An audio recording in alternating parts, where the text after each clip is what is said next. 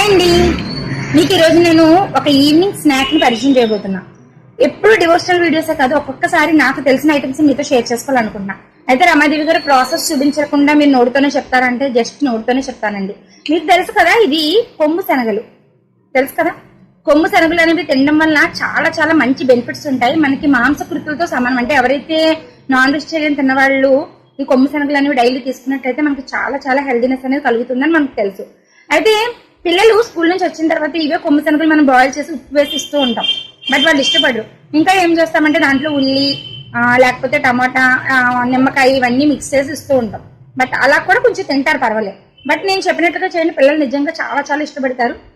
Including మా పాప అయితే అస్సలు తినేది కాదు.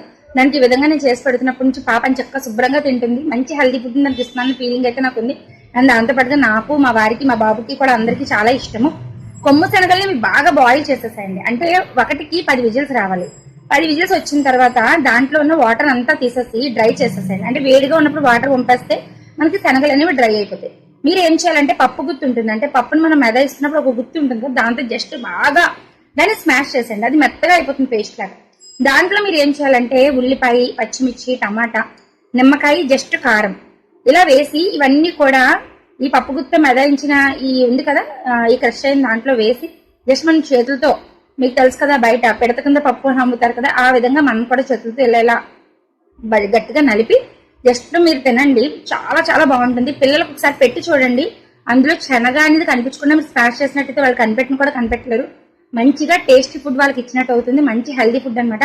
బయట తినే పానీపూరి, హాట్ చాట్ బట్ ఇవన్నీ కాదు, మీరు ఇంట్లో ఒక్కసారి ట్రై చేయండి. తప్పకుండా మీరు మంచి స్నాక్ వాళ్ళకి ఇచ్చినట్టు అనిపిస్తుంది.